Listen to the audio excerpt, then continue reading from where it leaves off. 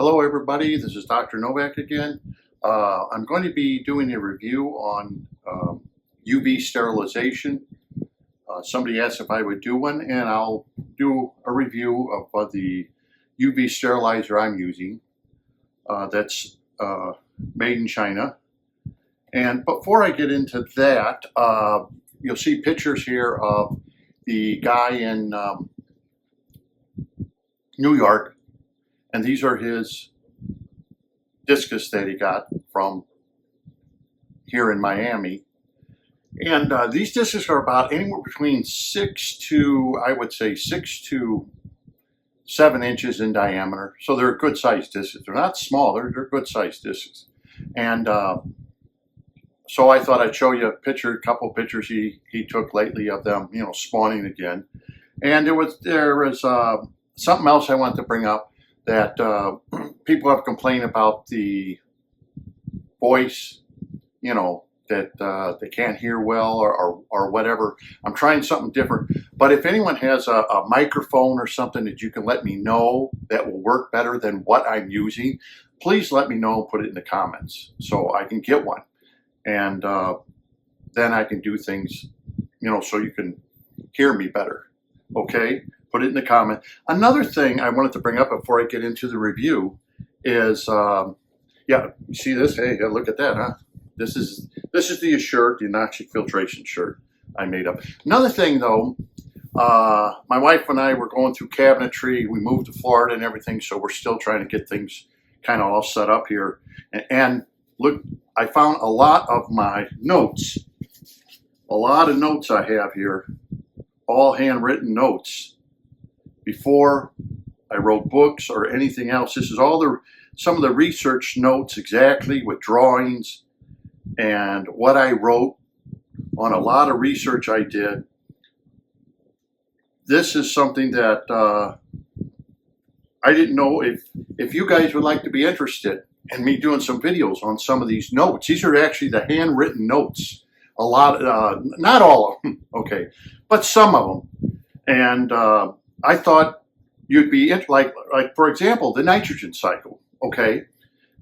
I know you've been told it on other videos, but they didn't tell you everything. There's more to the nitrogen cycle than what people are telling you.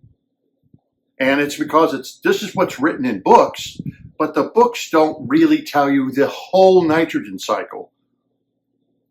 And what the truth is, on the whole nitrogen cycle, they leave out a part of the nitrogen cycle that happens.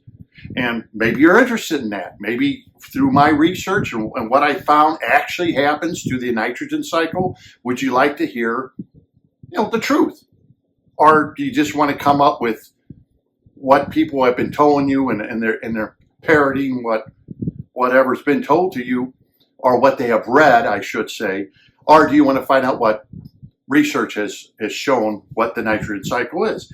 And I got information in here. I don't know if you'd be interested in this stuff. I know this stuff can get very, very boring, but this is an educational channel, and maybe the things that are all written in here would help you in understanding more of the science behind stuff. A lot of pictures are hand drawn. I can take pictures of them and show you some of the hand drawings I have in here. Maybe this would help you understand what's going on. Like, for example, when I was looking at here, this is something I forgot, believe it or not, that I had just written in here, just a little information for yourself. Deep sand bed filters, for example, through my research and studies that I made on deep sand bed filters, I found out that they have phosphates and ammonia in deep sand bed filters, anywhere between 100 to 1,000 times more than natural systems. Now that's through research, but you're not going to hear that. You're not going to hear anyone tell you that. But deep sand bed filters have between 100 to 1,000 times more ammonia and phosphates than natural systems do. So what that means, Just for the sake of argument, that would explain why plants would do good in such deep sand bed filters. Because you're producing a food source constantly, nitrates and phosphates. Two food sources for aquariums.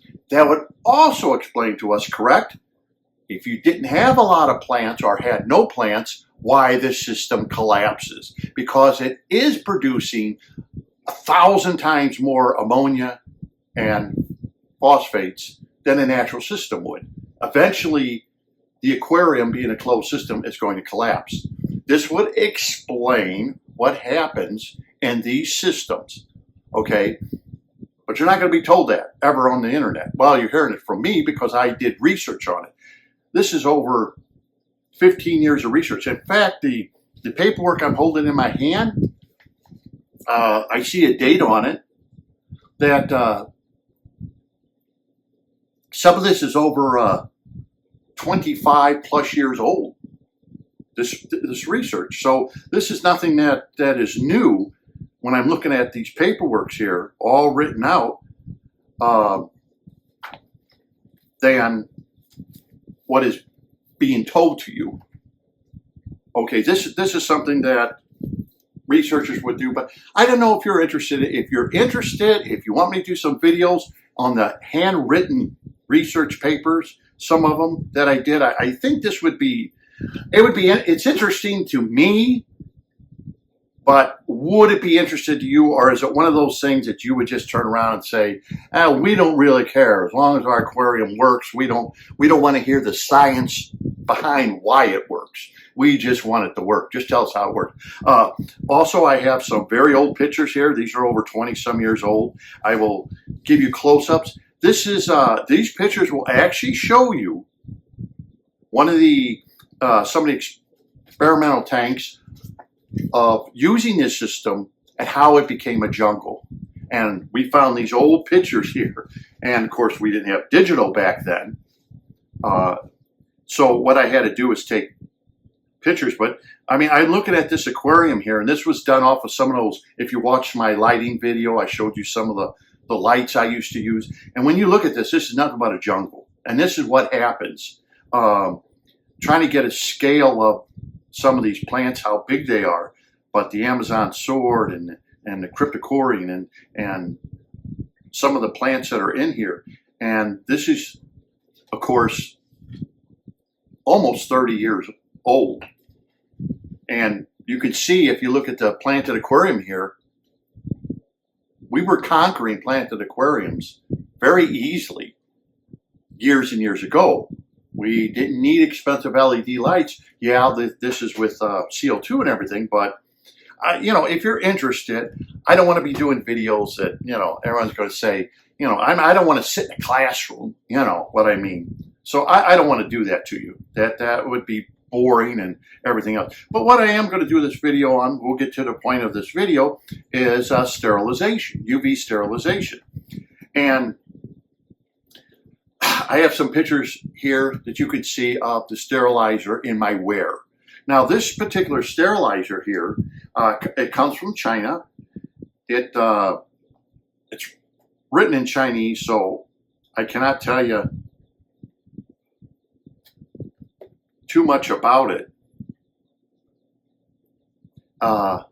Leji, I guess, is the people who bring it out. I bought this on Amazon. Believe it or not, this is about $21.99 for this sterilizer. This is a 13-watt sterilizer. And let me tell you a little about sterilizers in case you aren't familiar with them. They've been around for years, I'm talking long time.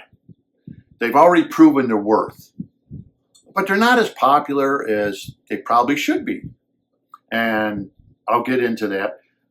One reason is my very first sterilizer was back late 70s, you know, for salt water. And it was a 5-watt sterilizer from Germany.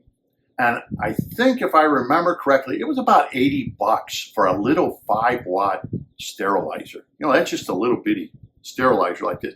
And it was inline, so you had to connect it up to your pump, and then it would go in. And people don't like those very much because they slow down your canister filter, but that's how you do it. You gotta clean the water before it gets to the sterilizer. Usually that's how you do it. Anyhow, sterilizers have always been very expensive. And there's two things we used, in saltwater was UV sterilizer and ozone. Ozone's a little more complicated. You're going to have to use a redox meter with a silver platinum probe. You're going to have to connect it up to that. You're going to need an air dryer. You're going to need an ozone generator that has a corona in it that's causing a spark that has to be cleaned of any moisture that's in it. I mean, it gets a lot more complicated. But for salt water, okay, it's well worth the time and trouble. But this is the easy fix for salt water. Now, I've used these in my aquariums for years, and in some aquariums, I don't use them. So they're a hard sell, is what I'm trying to tell you. But I've looked at sterilizers. In fact, I just went to Petco and I looked at a sterilizer. It was like 64 bucks. This turns people off, especially if you have a freshwater aquarium. How do you justify 64 bucks for a little 9-watt sterilizer or something like that? Yeah, it's kind of hard to justify. Do I really need it? But in this particular case, this sterilizer can be put in a wear, as you can see by the pictures, or it could be put in a sump. It could be put into a tank, like if you're using one of those sponges that go in a corner and you have a filtration system like that. You can't really put it in the tank as per se, because sterilizers can burn the eyes of humans as well as fish. And if you ever had your eyes burnt by a germicide lamp or sterilizing lamp, it's going to feel like sand and grit is in your eyes. Okay, and that may last for a few days. And so fish that wouldn't know any better, and if it went by the sterilizer like this, they would literally burn their eyes. So they don't recommend it for inside the aquarium. It's got to be protected away from your livestock that you have in the aquarium. So this particular one, I'm going to open it up for you. See, this is like Christmas. You guys don't get to participate. See? Anyhow, it comes with suction cups. And this is a 13 watt for $21.99. Now, come on, that's cheap. It says right on the box, it's rated at 10,000 hours, and it has a timer on it. So literally, if you want to go 3 hours, 6 hours, 12 hours, or 24 hours, you can set this for. If you want it to only come on at night, if you want it to come on for 12 of the hours your lights are on or off, that's totally up to you. But I keep it on 24 hours a day. At $21, $22, 10,000 hours, this thing should last a year and a half. And I've noticed that even if they become weaker, they still work. Okay, so I usually give sterilizers at least a year to a year and a half, and then I change them out. But this is so cheap. It's like it's not even the price of a light bulb. So that's wonderful. If you can find this, yeah, you can find it. You can find this on Amazon. And if you have a sump or a wear or some way you can hide it, they give you directions here. They're completely useless. Okay. It's all written in Chinese. So that's not going to benefit us in the United States. But what is going to benefit us is the lamp itself. Now, the lamp itself here has a quartz sleeve over the lamp. So this is a quartz sleeve that is over this lamp. And this, okay, is it. You can't pull it apart. There's no way of pulling this thing apart. When you get a normal UV sterilizer, they make them in different ways. One is they make the sterilizer where it just has the bulb and it has just rubber gaskets on either side that clamp onto the bulb. And it has no quartz sleeve. And the reason they use quartz is it allows the UV rays to go through it. And the second thing is temperature. UV lights work better at 110 degrees Fahrenheit or higher. They work at their ultimate, you know, for germicide or for killing bacteria stuff. So they need to run hot. If you run a UV sterilizer and it doesn't have that quartz sleeve, the water is going to go over the lamp itself and cool down the lamp. What you want to do is get that lamp up to its optimum temperature, and it will work its most efficient. Even though the water is running over the quartz sleeve, the lamp itself needs to run at least 110 degrees. Okay, so putting in a quartz sleeve like this is what's highly recommended and highly needed. Here they provide it for you. So you buy the lamp, the 13-watt lamp, plus it comes in the quartz sleeve. Basically, unfortunately, it's a throwaway item. So once you're done with it, you can't pull it apart, you can't rebuy a new bulb.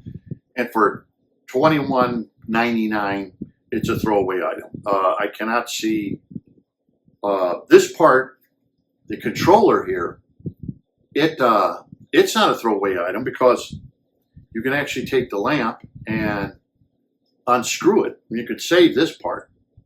But the lamp itself, unfortunately, you can't do anything with. Once it's done, after a year and a half, you just toss it in the can.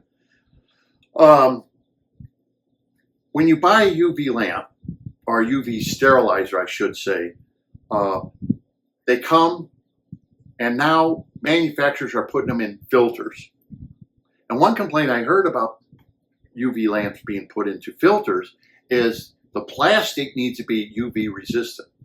If the plastic of the filter is not UV resistant, it will deteriorate the plastic in the filter and could crack the plastic, and you'll have problems then with the sterilizer of that filter.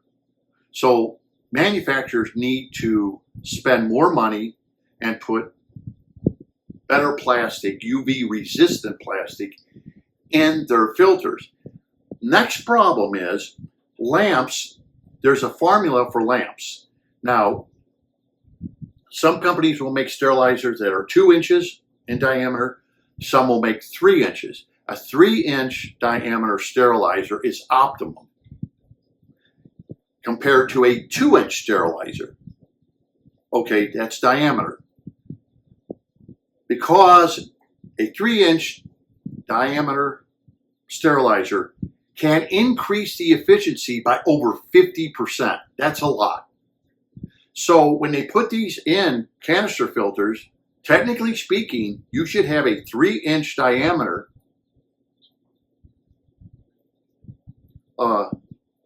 opening that it goes into to optimally make this thing work correctly in your canister filter. If it's smaller, you start decreasing the efficiency of the lamp. Okay, there's a formula for that to figure out just exactly how much you can decrease it by lessening your diameter. Another thing manufacturers will do is they'll make sterilizers and they'll make a brush that you can clean off the lamp. Well, to me, this is pretty useless. And the only reason I say that is because I've been dealing with sterilizers, industrial, medical, and lab, and as a hobbyist, just at home. And I've never had where if this lamp is on, you're going to grow anything on it. Okay? It's literally going to kill any algae or anything that would try to stick to it. It's a sterilizer. Nothing's going to stick to it. So if you're going to buy something with a brush, I wouldn't even waste my time because basically it's another hole in the sterilizer that can't be excuse me, to leaking. And who needs another hole in the sterilizer to cause a leaking problem in the future? So I stay away from anything like that, because to me, that's just gimmickry. You keep these things on and nothing's going to stick to it. They're going to remain clear. And if you did pull it out, you just wipe it once, and because they're sterilizing, that's where they get their name. So nothing sticks to it, because it would kill it immediately. And how sterilizers pretty well work is they change the DNA, and then algae and stuff like that cannot reproduce. Bacteria, things like that. Some of them you have to watch out. Like Tetra makes some for ponds. They flux algae, and that's almost like magnetically making the algae stick together, you know, and so a filter can take it out. You don't really want those. You want sterilizers. You want something that will sterilize. Now, there's a lot of misconception about sterilizers, and some of those misconceptions about sterilizers is that that I heard is, oh, they'll sterilize the aquarium and your fish immune system will be compromised. Well, that's false. Okay, I don't know where that started, but that's completely false. Okay, that's not true. There's still bacteria. There's still bacteria on the bodies of the fish. There's still bacteria in the aquarium, and for this, a sterilizer, any sterilizer, to actually sterilize your complete tank completely 100%, where it would compromise an immune system, that's nonsense. Because every time you touch the food or whatever, you're adding bacteria to that food. If you feed live food, you're adding bacteria back in the system of the fish. Worms, adding bacteria back in it. Anything that you touch, that you put in that aquarium, is going to be adding bacteria back into the aquarium, and it's not going to be 100% killed. Now, the thing about sterilizers is people use them and they say, well, I don't see any results. Well, of course, you need test kits, and they do sell test kits where you could test, like, let's say, your bacteria count. And you will find out that if you test your water before the sterilizer and then test it afterwards, you'll come up with a big difference on how much bacteria is in your system, whether it's a pond or whether it's an aquarium. You'll see the bacteria count goes down considerably with using a sterilizer. That's why people use them, especially in saltwater. The UV sterilizer, like I said, has been used for years, and this is already time proven. Now, the next question that always comes up about sterilizers is, and it's a very good question that people are very concerned with, is, do I really need it, in all honesty? And it depends, I guess, on the individual. Now, I'm not trying to cop out here, but let me explain. If you have a pond, I would highly recommend using a sterilizer. I always told people that. I said, my koi are 30 plus years old. I always use a sterilizer. If used correctly, you're going to get your bacteria count down, which will help your fish live and fight off germs and bacteria. And that's what you're trying to do, fight off germs and bacteria and algae. And like bacteria blooms, you put a sterilizer on, within a matter of a day or two, it'll clear up your tank. You know, crystal clear water. And in ponds, I always highly recommended that. And I'll explain to you, this really happened. I have, in my pond, I had the anoxic filter and I had the main pond. In the anoxic filter, I would put, you know, ranchus or line heads or ryonkins or something like that, you know, and you have your waterfall. Well, one time, this happened more than once, but one of the ranchus went over the waterfall and got into the main pond. In that main pond, I had a skimmer pumping 2,400 gallons an hour through it. It was a round skimmer, about 8 inches in diameter. The water would go in. It had a basket in it that you would just pull out, clean out, and it was pumping 2,400 gallons an hour through it. And believe it or not, sometimes I'd come home from work to lift the basket out to clean it, and you would find a frog in there. A lot of times they were dead. They drowned to death. It was so powerful that it just sucked them to the bottom and just would drown the frog. Sometimes if I caught it in time, you'd think the frog is dead. I'd put it off to the side, and within about 10, 15 minutes, it'd come back and start jumping around. Well, anyhow, this line head went in to the skimmer. I don't know how long he was in there. I came home, pulled out the basket, and another fish. I got to solve this problem with these fish going over the waterfall, getting sucked up into the skimmer, And I looked at the fish, and he was beaten up. In fact, he's beaten up to the point that euthanizing him would be the right thing to do. He was beaten up pretty bad, about 4 inches. And if you looked at him, you'd probably say that he's going to die any second now. He was that beaten up. And sometimes I would get a fish in there and they would drown. You pull out the basket and the fish is dead. It couldn't handle it. That's a lot of water coming through there, and it would just drown the fish. The Ranchu was in very bad shape. I looked. I was going to throw him away, well, he died, and I realized, he's still alive, So this is something that most people would say, let's put it in a quarantine situation. I didn't. I said, you know what? I'm going to put it back in an anoxic filter. I'm going to fix this waterfall so this can't happen anymore. We'll see what happens. If he dies, he dies. So I put it back in, fixed the waterfall, though this would never happen again. And you know what? In a month later, that thing completely healed itself up. Completely, without one chemical, without any drugs, without any special attention, the fish bounced back. You wouldn't, when you saw the fish, you would never believe it was on its last leg. You wouldn't believe it. It was like, holy cow, the fish completely, because it was able to fight off any germs and bacteria and anything that would be in the pond because I used an ultraviolet light. I credit that to the ultraviolet light use, and I credit it to the anoxic filter, because I noticed that with the anoxic filter, if a fish got a scrape, lost scales, ripped a fin, it just healed right up. You didn't have to worry about sick fish. Let me put it that way. I didn't worry about sick fish. Right now, I don't worry about sick fish. I do have some chemicals, but I only have chemicals for people that I help. I keep on hand, like ick chemicals and things like that, where I'd have a customer say, hey, I have a problem, and then I could say, what do you got, ick? And then I could bring over chemicals immediately to them.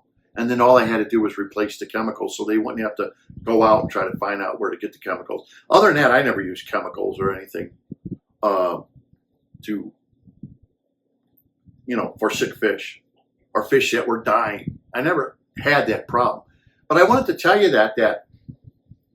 that's one thing, a benefit of a UV light can do. We can keep the bacteria down and keep your fish healthier, so they don't wind up getting secondary infections or get weakened and wind up getting ick and stuff like that. Is it a 100% guarantee? No. Doesn't guarantee anything. A lot of UV lights like this, or UV lights, this one could be put in a sump. It could be put in a wear behind a foam or something so the fish can't get to it if you had water passing through it. And for the price, it's unbeatable. But for the aquarium, people say, well, do I really need it for the aquarium? And I would have to say, in all honesty, depends. Are you having a algae problem? Use it. Is your pond if your tank, is your tank as clear as it should be? No. You may want to use it. You may have a high heterotrophic bacteria count, and you want to lessen it. UV light will work. If you had discus, like the guy from New York, the pictures I showed you, Those discs are 6 to 7 inches in diameter. They're very expensive. UV light could save their life. It did for me, you know, to keep the bacteria count down.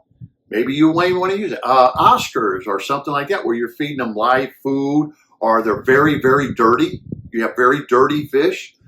Once again, I would say, yeah, UV light. Put one in. I mean, at the price these are, it's kind of ridiculous. You can't say anymore that I don't want to spend $450 on a UV light on an aquarium, because they're not that price anymore. They've really come down the price to $20 to $40 for a light, and it can last you a year, year and a half. So there's no reason today to really say, oh, they're too expensive. They're not anymore. And like I said, you could buy a light bulb for that price. Here you get the whole thing for that price. I've been using it. I keep it on 24 hours a day, 7 days a week in the winter. I want to see, you know, how it's working. What is it doing? I did a bacteria count on my tank. It's almost non-existent, the bacteria count on it. Another thing I would highly recommend to people is TB. Okay, if you got your hands in your tank a lot, if you're not up to par on your maintenance, okay, only you can tell the truth on that. I don't really care about your maintenance. That's between you and God. A UV light helps because you're a little lazy on your maintenance. Okay, UV light will help you. TB, you can get TB from aquariums. UV light will help with that if you lack on your maintenance or something like that, or your tank is not as clean as it should be. UV light definitely helps on that. That's how I would recommend it. Is it a necessary thing, a necessity in freshwater aquariums? No. Let's face facts, it's not. It's a hard sell. UV lights are. This one's so cheap, it's almost like a why not, kind of thing. Why not? Unfortunately, though, these are a very hard sell for people, because they're going to say, I know this person, I know that person, they've never used one and they have their fish good. But then again, I've known a lot of fish stores where they have a central filtration system, and after it's been filtered, they will send everything through the UV light, big UV lights, and send it back all to their aquarium, their full system, because they said without the UV light, they constantly were getting sick fish. And you can't make money trying to sell fish if they're constantly sick. Okay, you're going to have to constantly put chemicals in. So they would use very large UV light systems in their stores for a central system. So if you have a central system that's furnishing a bunch of aquariums, UV light will be good, sterilizing everything before it goes back. Now, because this doesn't have a tube, it's just sitting in the sump. That means the water is passing just over it and stuff like that. And it can pass several times, or in the wear, it will pass through it at whatever speed you're running at. And it may even sterilize the same water over and over again. Now, there's all kinds of tricks that manufacturers use for sterilizers that make them more efficient. One was they made a sterilizer and they had fins in it. And it was supposed to circulate the water around the light for dwell time. The longer the dwell time is, the more efficient the light works. The more that water is exposed to that UV, and the longer it's exposed, the more bacteria it's going to kill, germs, all kinds of things, the longer the dwell time. A lot of manufacturers, in order for sales, especially with ponds and stuff like that, will have a UV light, and they'll tell you, oh, you could pump 1,000 gallons an hour through it. Well, I never did that in my ponds. I would always kick that down to 300 gallons an hour or something like that for big UV lights.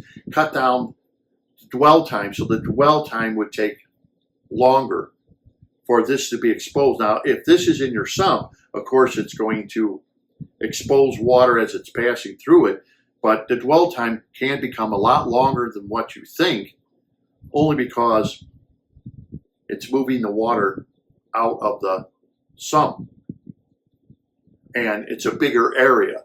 So it depends on you if you want something like that to utilize in your sump to make sure water does pass over it.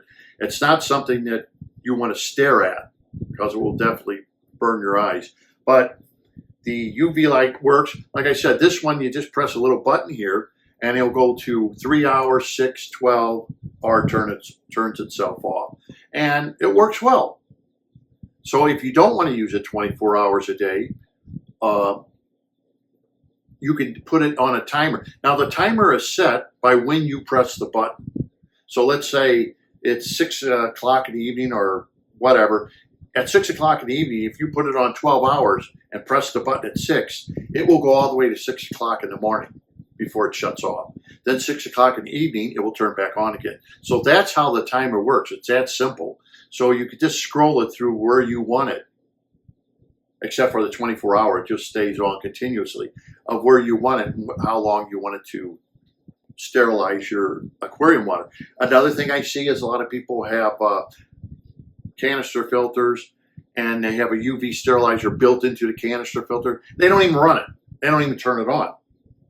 And one person said, I don't turn it on is because I heard the plastic gets brittle and I don't want to ruin my canister filter.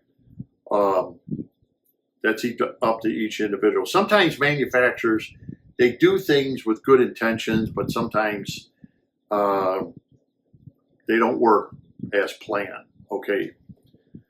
So that's it for this. There is no name I can give you. It's sterilization. This is what it looks like. I use it in the where it's submergible. It's completely submergible. You don't have it out of the water. You got to have it completely submerged. You can't just place it in the aquarium somewhere where fish are going to get by. You'll hurt the fish. This is good, you know, for, like I explained to you, that you can put it behind a sponge. It's has water going through it. You know, a lot of people have filters like that. They work by air. It could be set in there because it is small enough. And if you want to keep your tank extra clean, is it a necessity? No. It's not something you have to be successful.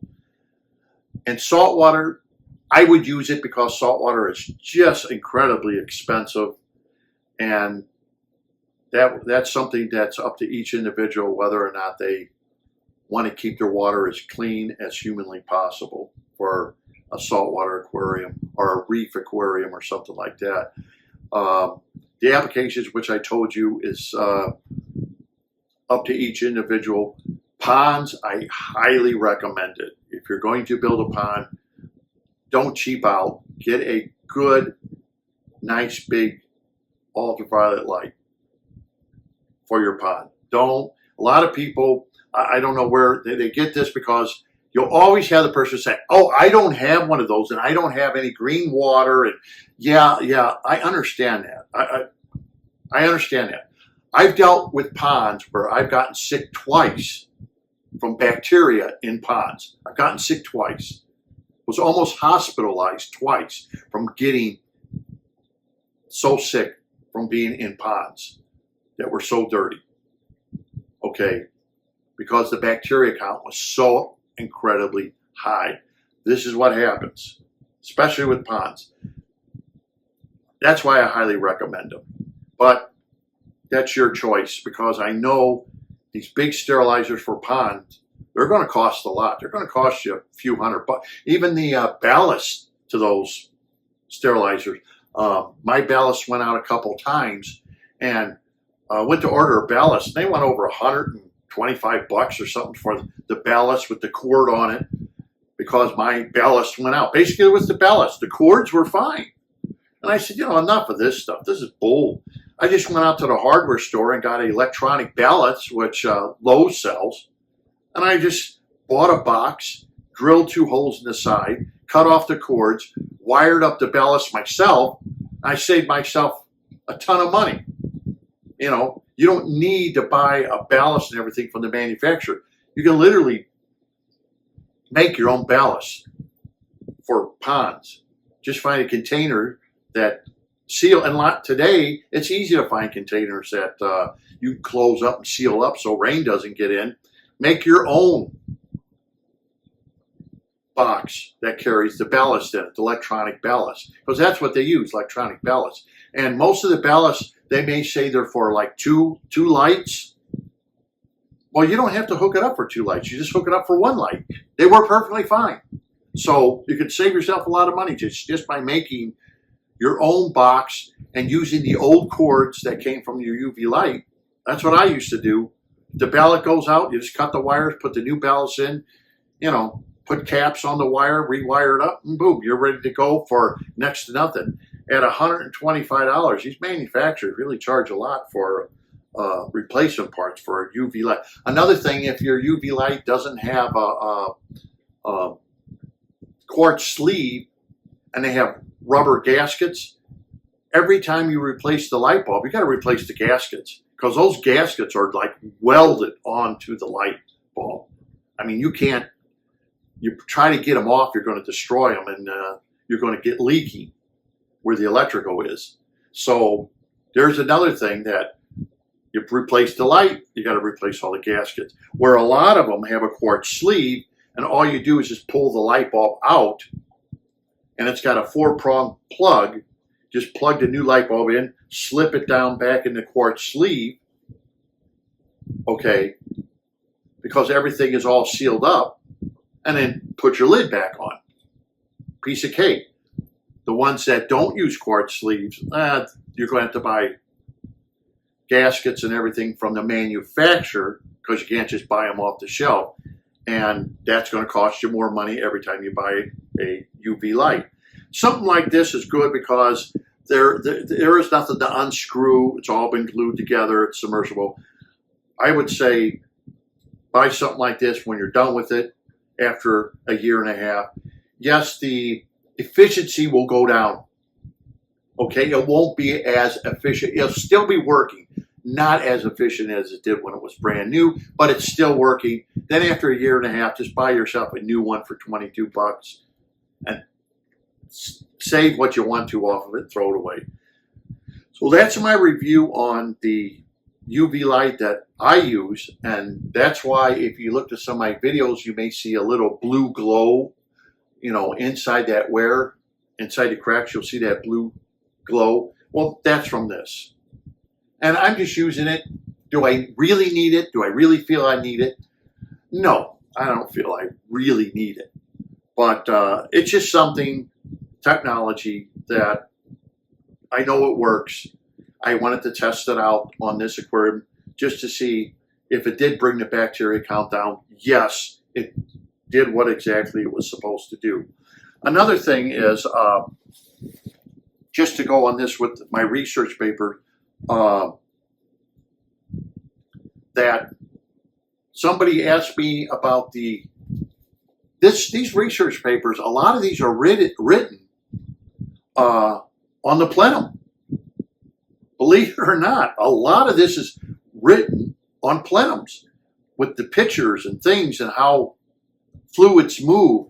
And like someone said, well, if you made your aquarium with the slow moving plenum, isn't water going to go to the part of least resistance? Well, that is true, but then again, in here from my research, what I found out is when I did an experiment, fluids mix. Fluids migrate into fluids. That's diffusion. That's a definition of diffusion. It literally, so if you make, I'm giving this as an example from the research that I found out, that if you have a, let's say 6-foot tank or 8-foot tank, and you only had a bubbler at one end, okay, that fluids would still mix. Okay, so if you put like dye at one end, 6 to 8 feet away from where a bubbler's coming, you're going to notice that because that is moving fluids, there's a little thing that people forget about called diffusion, and diffusion of fluids happens when they migrate into each other. And that's what happens exactly. The fluids migrate into each other, and before you know it, they become one as you're moving out fluids. So in the research I've done, I found that to be 100% true. Fluids move and migrate into each other through diffusion in a plenum. Okay, so it was a good question. Doesn't the bubbler just take path of least resistance? It's true, but fluids do migrate into each other, so you are constantly moving old fluids into new fluids, and those are being moved out, and it's constantly have an exchange, and all you're doing is helping that exchange. Now, let me tell you something. I'm not the inventor of plenums. Okay, they've been talked about for years and years and years. I'm not the inventor of the undergravel filter. I wasn't even born, when undergravel filters came about. All I did is start researching stuff because things were being told, and I felt there's more research that needs to be done to get to the science of what we are doing. And that's what all these papers are about. The research of years and years and years of me researching this, so we knew, or I would know, how fluids move. That's how I came up with the slow-moving plenum versus a normal plenum. They both work, but like anything else, right? We have good, better, best. And I found out we can make something that's good even better. And like they say, the chief enemy of good is better. So I found that out, and then I found out that, wow, they had it right to begin with in the first place, which I have often told people. So I don't know if these facts would be interested. Please leave a comment if you would like me to do some videos on it. Some of it is kind of, I don't know if you hobbyists would like to know the nitrogen cycle as it really is. Would you like to hear it? Or is this something where I don't really care? All I want to do is just stick them. So let me know if you don't want it, because this stuff, if I start getting into it, I know for some people they're going to get glassy-eyed about it. Other people are going to find it interesting, and other people just don't care.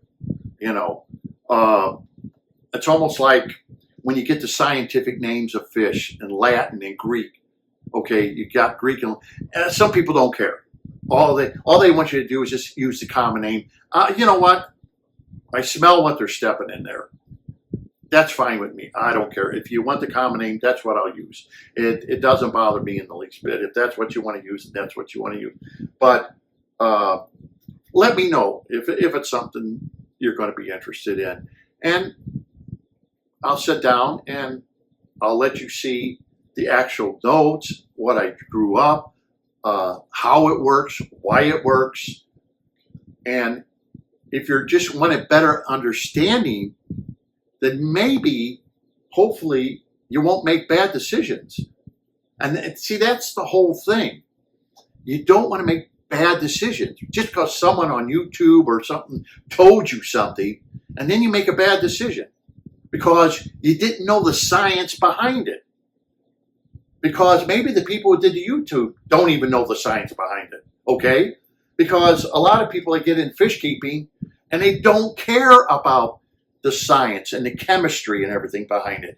And they learn a little bit of it, and then it's okay. I don't want to know anymore. All I want to do is have happy fish, and I want to breed them, and I want to put a lot of plants in, and my plants are going to take care of it. You understand what I mean? That's all they care. They don't want to hear the chemistry. They don't want to hear the science behind everything. They don't want to hear about the research. All I want it to work. Just like buying a car. I don't care about the car. I know cars are complicated now.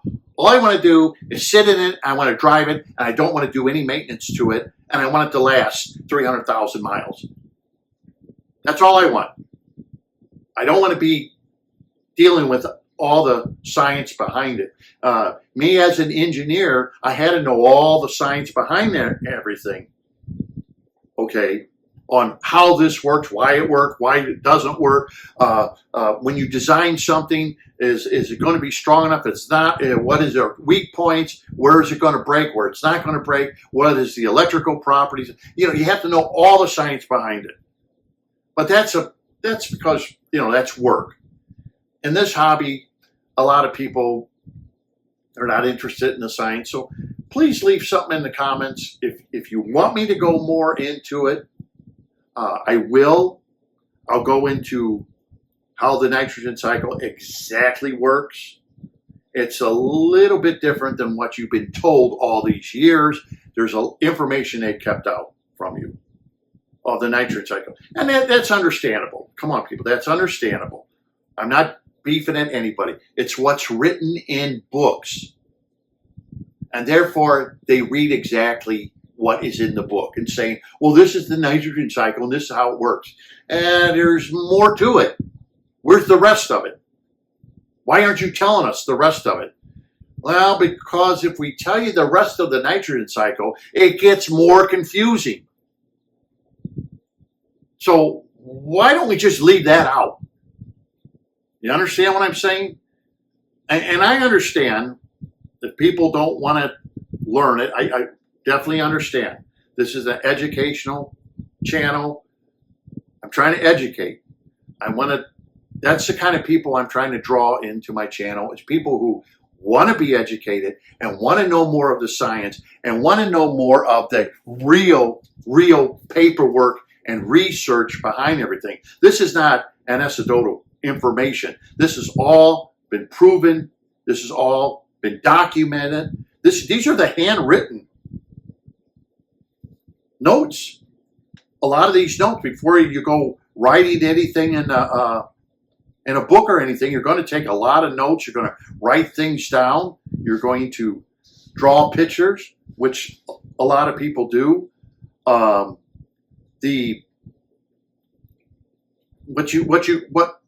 it was with the water underneath the plenum was the cultural elements. The elements underneath there, the plenum, when they spread, those elements of the liquids, when they spread and they become one or homogenized, that's called diffusion. That's what happens underneath a plenum. And like I said, you can put some dye 6, 7, 8 feet away in water, have a little bubbler at this end, and you will literally see that dye moving through the plenum. And you know what's happening. Through diffusion, it's becoming one. And you'll see it move through it. So you know you are keeping everything moving like a natural system. And you won't have that ammonia and you won't have the phosphates building up because of that movement. Anyhow, taking up enough of your time, I would say if you're looking for a UV sterilizer, this one that I got from Amazon, it's good. It's like I said, you need a wear, you need a thing or whatever. It's good for the price. Come on, $22. That's delivered at your door. 13 watt even. Like I said, I bought a 5 watt. That was $80 just for a 5 watt. Went to the local PetSmart. I think they had a 9 watt for $64. How can you go wrong? Really, how can you go wrong with something like this? You can't for that price. That's like buying a light bulb. Even if you feel it's not going to do anything, for $22, you know what? Give it a try. It's not going to hurt for that price. Anyhow, until next time, thank you very much for watching, and leave your comments below. And oh yeah, I have monetized my channel now. It's all been monetized. And I am, if you want one of these shirts, you can go, I have a, where you can click below, and you can go if you want to buy one. If you don't, you know, that's up to you. If you're not interested. But yeah, I did monetize the channel, so I don't know. Yeah, I'll make a little bit of money, but you know, that's not going to make or break the bank, I can tell you that. We're talking pennies. Until next time, this is Dr. Novak. Happy aquarium keeping. Thank you for watching.